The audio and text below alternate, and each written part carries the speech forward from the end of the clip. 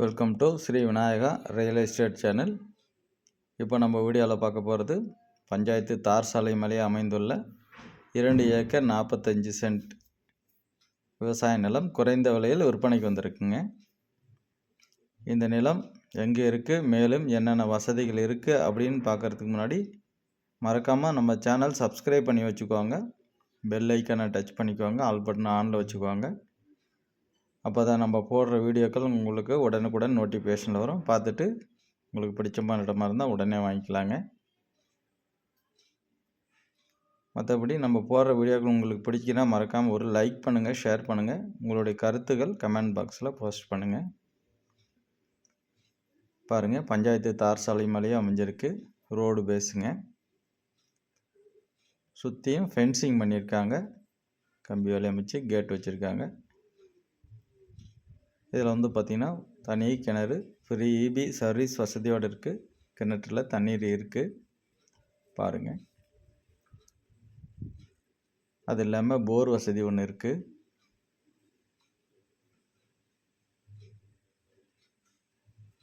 இதில் பார்த்திங்கன்னா இப்போ தென்னங்கன்றுகள் சுமார் பார்த்திங்கனாக்கா ஒரு 200 கன்றுகள் பக்கமாக வச்சுருக்காங்க. கன்றுகள் வச்சு அதுக்கு கூடவே பார்த்திங்கனாக்கா வாழை மரங்கள் வச்சுருக்காங்க. அதாவது கொஞ்சம் நிழல் இருக்கும் வாழை மரம் வச்சோம்னா. இது பக்கத்து தோட்டம். இந்த கம்பி வேலிக்கும் லெஃப்ட் சைடு உள்ளது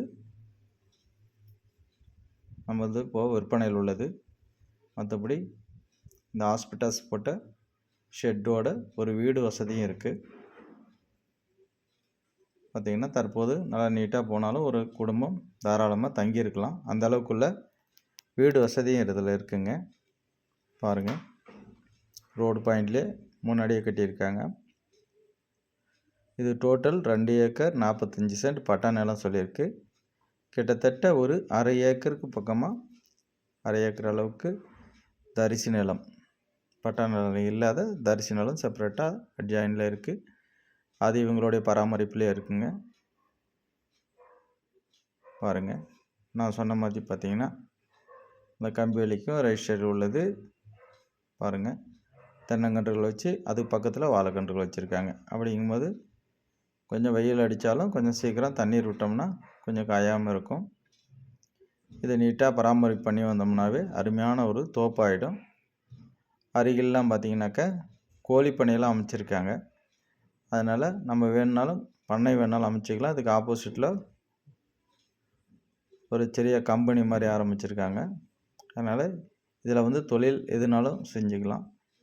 அந்த மாதிரி அருமையான இடம். பாருங்கள், மண் வளம் பார்த்திங்கனாக்கா கொஞ்சம் பொன்னி மண் சாயலில் இருக்குது.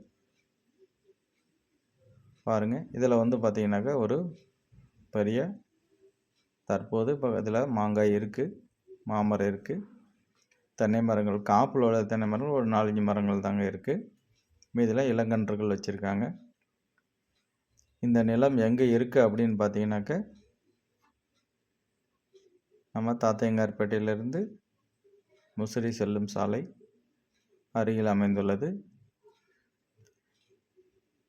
அதாவது நாமக்கல்லேருந்து போனோம்னாக்கா நேராக துறையூர் ரோடு, அதிலிருந்து நமக்கு வலதுபுறம் திரும்பி போகணும் இந்த லேண்டுக்கு.